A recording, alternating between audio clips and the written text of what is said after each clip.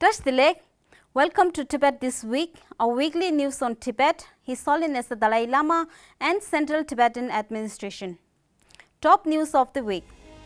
His Holiness the Dalai Lama offers prayers for swift end to crisis in Sri Lanka. His Holiness the Dalai Lama greets the new President-elect of India. China arrests 3 Tibetans for keeping pictures of His Holiness the Dalai Lama. Lhasa Public Security Bureau encourages Tibetans to report resistant activities. Researchers fear increased instability in society. Venerable Zeekyab Rinpoche meets EU lawmakers, advocates for release of Panchen Lama. Tibetans in Japan mourn for late Shinzo Abe. Representative Rigzin Genkhang calls on representative of Catalonia to EU.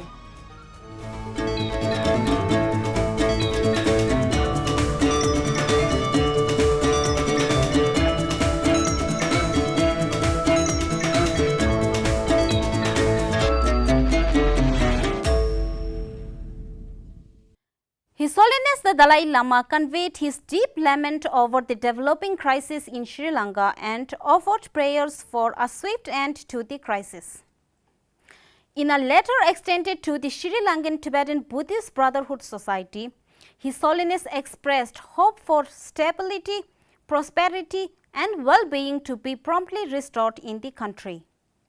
His Holiness the Dalai Lama is currently in the region of Northeast India, Leh Ladakh, where he is scheduled to begin teachings in the end of the month. His Holiness the Dalai Lama sent his congratulatory message to Srimati Draupadi Murmu, the President-elect of India, yesterday. While paying his deep respect for India, His Holiness the Dalai Lama in his letter expressed his confidence in the new President in making the country lead the world towards more peaceful time.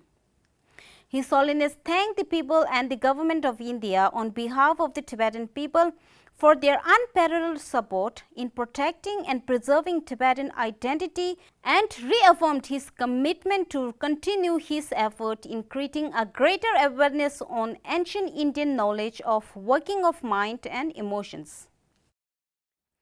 Draupadi Murmu, the former governor of Jharkhand, became the first tribal woman to be elected to the highest post in the country, its 15th president, by securing 64.03% of the total votes polled. Sikyong Pempa Tsering of the Central Tibetan Administration and Speaker Khenpo Sonam Temple of the Tibetan Parliament in exile also congratulated the President-elect of India and wished her a successful tenure. According to a recent report, an unnamed Tibetan man aged 60 from Karzi County was arrested by the Chinese authorities in the month of June and severely beaten for allegedly displaying a huge portrait of His Holiness the Dalai Lama in his home. In an unannounced raid, the police found the portrait and confiscated it immediately. The report stated that the man was in his perfect health prior to the arrest, but his health reportedly deteriorated during his detention due to severe beatings and torture. While in police custody, the source stated that the man had to go to hospital, although the reason remains unclear. In another report, 2 Tibetan sisters, Dzumkar and Yutun from Amdo County in Tibet's Nakchu region, have also been arrested and detained on 23rd June and 11th July respectively after they were accused of keeping portraits of His Holiness the Dalai Lama at their home. Yutun is said to be held in a detention center in Lhasa. The report stated that Chinese authorities ramped up their crackdown on Tibetans in the days surrounding His Holiness the Dalai Lama's 87th birthday on July 6, which many Tibetans celebrated despite heavy restrictions. Just days ahead of 87th birthday of His Holiness the Dalai Lama on 6 July, the Lhasa-based Municipality Public Security Bureau issued a public notice promising hefty rewards for Tibetans reporting on dissenting views and pro-independence activities which are deemed criminal offences against state security as per the notice issued. The director of Tibet Policy Institute, Dawat Siring, said such notice by the Chinese government further creates doubt among the Tibetans and escalates tension in the society. Mamon Kulhunchen, Pesha, Namba Jenny, Mig Susu, Zewa, Carisnes to support Trobo Imba, Zewa, Nami Imba, Zasun, but to Shigma, Matsutam Shigmara, to so the tendons and Pesha down to so Tuni, Susu Zangju, Mig Joba to Sama Dollar Chiatan, then it just so no dancing Chetoya. Then it Mamong Nanjun Keja share in the Chuli chair in the Tana so Gunkonya in the Tana Joe. Perna in the course, Tretaya to Lusure, so your church. Doso Tama tendon consul, then on Chuluga, Teju check, those in the Chulu, Keja on the Teju radio.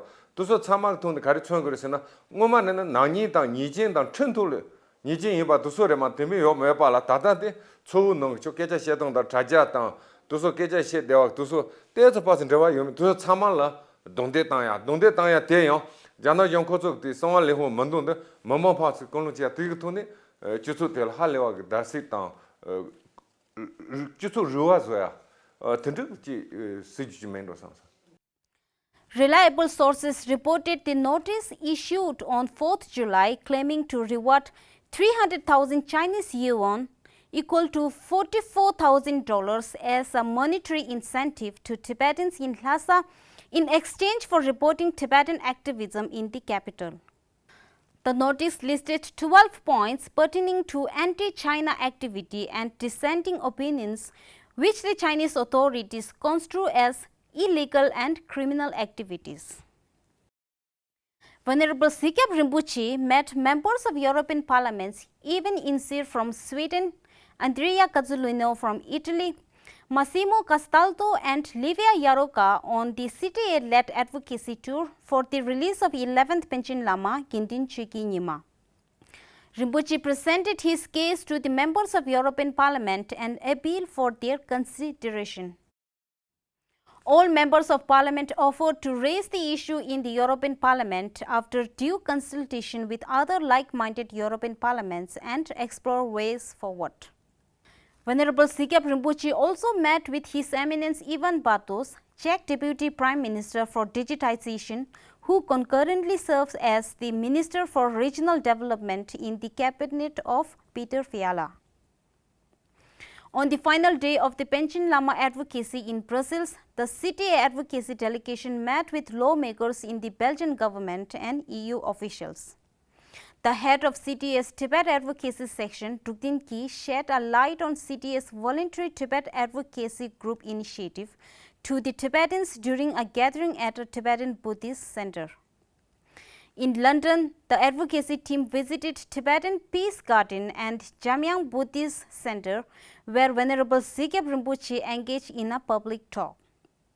The advocacy team on Tuesday met with UK members of Parliament Jim Shannon, Tim Lawton, Chris Lowe and Kerry McCarthy.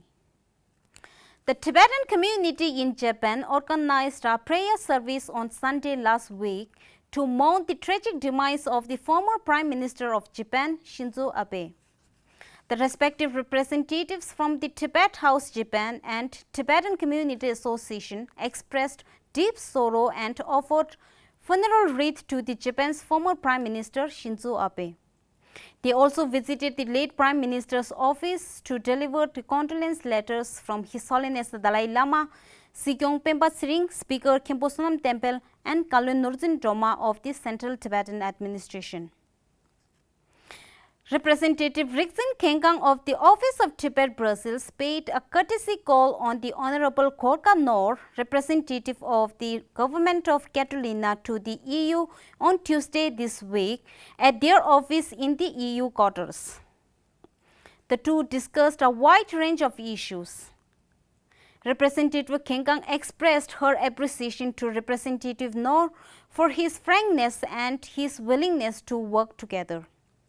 This was the first meeting with Representative Noor, who attended the reception organized by the Bureau de Tibet Brussels to celebrate His Holiness the Dalai Lama's 87th birthday. Earlier on Monday, Representative Genkhang called on her Canadian counterpart. That is all for this week. See you next time and have a great weekend.